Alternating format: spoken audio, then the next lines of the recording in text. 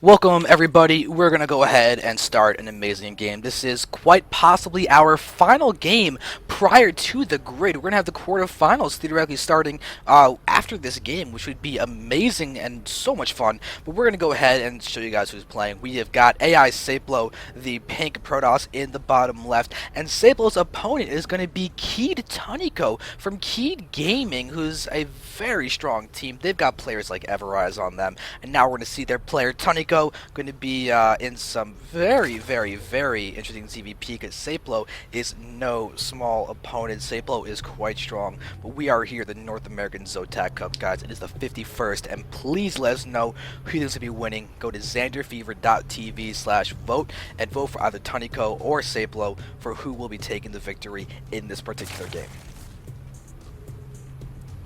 Now the question is, what do you think we're gonna see? I mean, I'm obviously thinking we'll probably see something like I'm gonna say 15 pull for the economy, and then into an expand.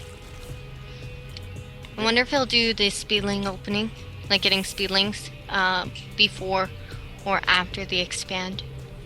Yeah, I've actually been seeing a recent trend lately in ZVP where some people have actually been trying to go for that hatchery first and then throwing down a speedling type of opener and then getting a third after their speed's already started and they got the gas mine. But looks like Tunico may just go for the more standard, more normal 3 bases before gases. He could very easily just go ahead and throw down his hatchery at maybe 16 food, and maybe he can then work on getting speed after that, before the third, after the third. It all depends on personal preference because people are being very experimentational, I don't know if that's an actual word or not, about their specific ZVP openers. But on the side of Seiplo, it's just going to be a 15 Nexus, 15 Forge. Oh my goodness, Seiplo is stalling this expansion quite a bit. Yeah. What we really needed to see was, how do you say it? Tunico? I say Tunico. Okay, I'm just gonna call him Toon. What we needed to do is see Toon go ahead and do exactly what he's gonna do now, but now it's gonna be a bit late as that probe is gonna stop him there too. Yeah, this is great. This is amazing by Seiplo. Oh my gosh. Another pylon. You know what? He went for this Nexus first, which means he can't really do any kind of cannon cheese. So he's going for pylon cheese, where he just goes ahead and blocks the expansions at both places with pylons and is being really annoying. He even lets the pylon finish at the third base, and he's actually getting very close to losing this probe. One more shot from Tunico's drone, and yeah, that is now a very... Oh no. Yes, but consider how long those expansions are delayed. What he needed to do at that point, honestly... Yeah, I see the links. I see the links, but... Oh my god. I mean, those links are trying to do something. But what I was going to say is Toon needed to go ahead and drop a hatchery despite that pylon being right there and then destroy it. And deal with the fact that it was going to be a bit further away at that point. Because look how far behind he is. I don't not doing that. I don't think Tunico's behind at all right now. We're at 25 food versus 18 food. Well, now that he's done economic damage and completely pulled off those probes, yeah, now it's a bit more even.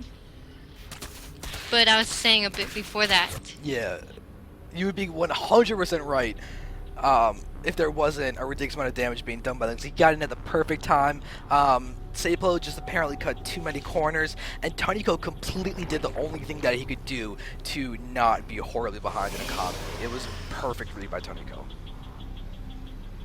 I agree, he did a fantastic job by going ahead and doing what he did, and now he's going to go ahead and make up for it by doing a double expand, which, while greedy and very risky, I think he can hold off. No question about it. He will be able to hold off, and we're going to have Seiplo right now.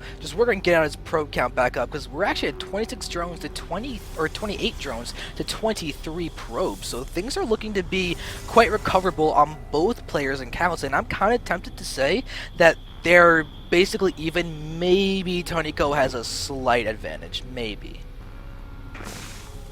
Yeah, but a slight advantage can only account for so much, and it's really somebody can have a slight advantage, but what we have to pay attention to is how they use that slight advantage. You can have that slight advantage, and if you throw it away, what good does it do you if you had it at all? True, true.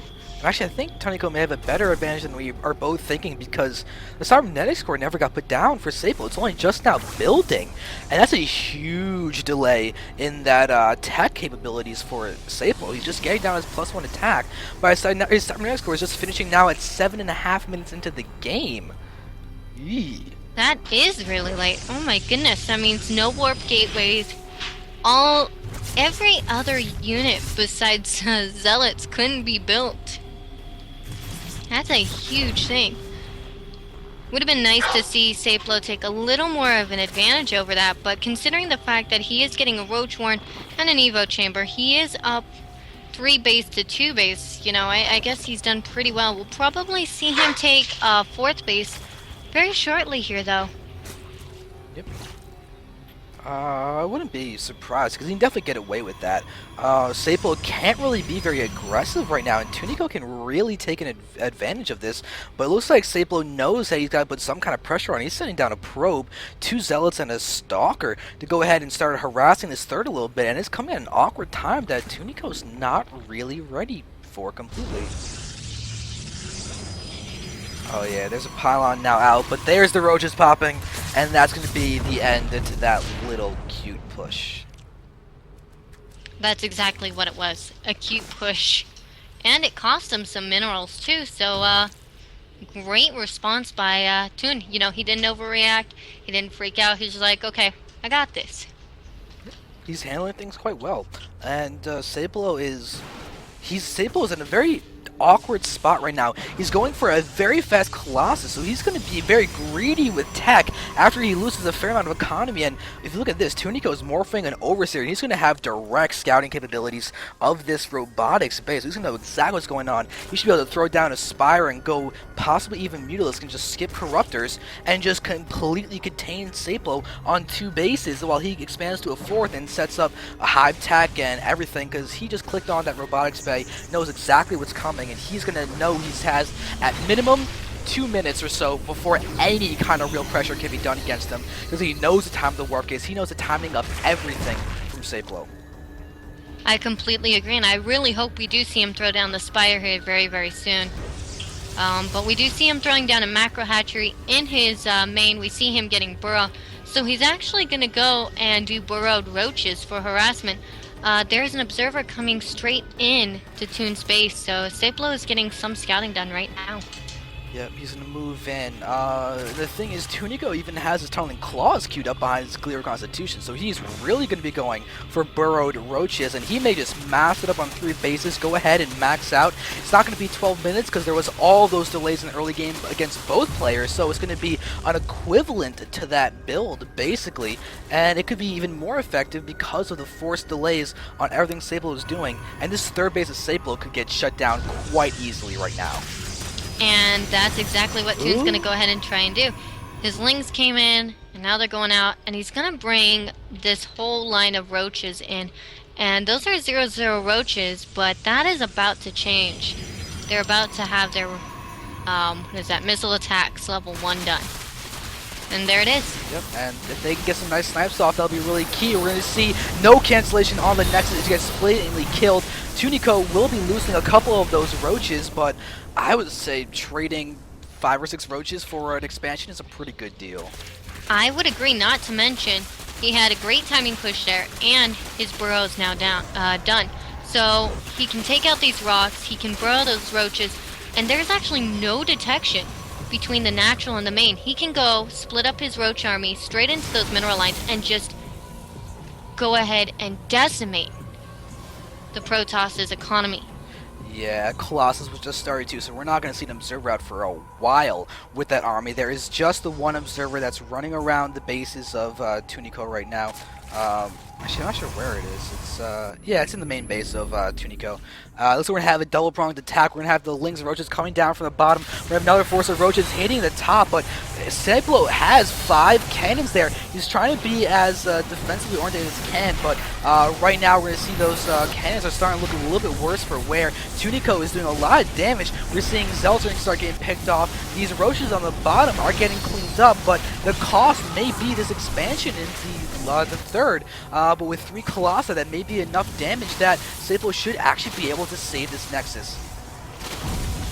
He probably will, but that's okay because Toons went ahead, stalled enough time, and his Spire is almost finished. So he is going to have that. He is going to have the mutas and be able to take control. Now we do see that this Observer is in the bases and looking around. I'm not sure if he actually saw... No, he did not. He did not see the Spire back there. That's pretty big. But Seiplo does have his third base up, and now he's got an opportunity to actually be turtling and effectively turtling at that. He can go ahead and force his economy to be quite strong. And Tunico hasn't revealed the burrow yet. He has not revealed the burrow or the burrowed movement. I hope you actually remember that he has it, but he's getting his 5th base. His 4th base is now just completed the rich Vespine Geyser to be able to mine from. So we're going to see a nice boost in that economy for Tunico. And now we're going to have more Zells getting warped in, and everything is going to be hit hard in this third base. The army is going to be retreated here for Seiplo. There's no double prong attack. This is just a full-blown attack of the third, and Tunico may be forced to retreat right now. And he's losing 2 Roaches, and that's all. I'm not sure he should have engaged at this moment. And no, he does have the burrow movement. Those Roaches were just moving. Burrowed. Yep, he just wasn't revealing it before, but now I hope Seiplo realized that because he may just assume that he killed those Roaches. But look at the hole that's in that wall. Now we're having Lings streaming in, Roaches streaming in. They're actually doing a good bit of damage in here, focusing fire a few of those units down. But now we have Lings attacking this entire group of probes down there inside the main base. Roaches are running around. There's no detection. There's this one observer here, but there are no cannons down there. But these Roaches are actually going to be able to retreat. So Tunico is just sneaking away with a portion of his army and sending Roaches into different parts of the main base.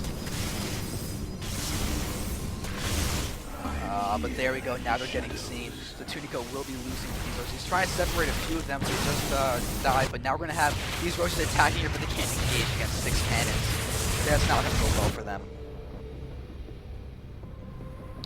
Yeah, but by the way, there are 85 drones out. There are 85 drones, so Tunico has got a great economy. We're down to 56 probes for Seiplo. He lost a fair amount. He's lost 17 now, and here come the mutas. We've got 12 mutas going to be streaming directly into the main base now. Oh wait, scratch that. We got more mutas. We're now at 16 mutas. These cannons are not going to be allowed to finish. There's no way. They're getting targeted down right now, and Seiplo is going to lose even more probes. Not only more probes, he's going to lose most of the usage of this main. That's if Toon wants to continue to go ahead and mess with it. If not, he'll go ahead, back off, and he'll probably turn around and go for somewhere like the third, do some damage there, then come back in later, do more damage to the main. Yep. Alright, 1 second. You got a solo cast for 30 seconds, okay? I'm following your camera. Alright. Okay, well, we do see that 3 cannons are going to go up right here, and while those are going up, it's not really overly worth it in those positions because he's almost completely mined out there. He's getting pretty mined out at his main, or his natural, I mean, and his third isn't really being saturated yet, and he is being forced to invest so much into all of those cannons. We do see a really big army moving here, and they're actually going to come in for the third right there. They're the mutas. They're going to go ahead and focus down all of these cannons, do as much damage as they can. And that's great. This other army here for the Protoss, Seiplo, is going to come in and run straight into all of these spine crawlers. So this has become sort of a base race. However, this base race is definitely in Toon's favor. We're going to go ahead and see the natural take a lot of damage. All of those probes trying to get away and do something, but they're not going to be able to do anything. The muta's coming in. Meanwhile, back at Toon's base is not... You know, he's losing a little bit. He is going to lose that hatchery. He's going to lose that expansion.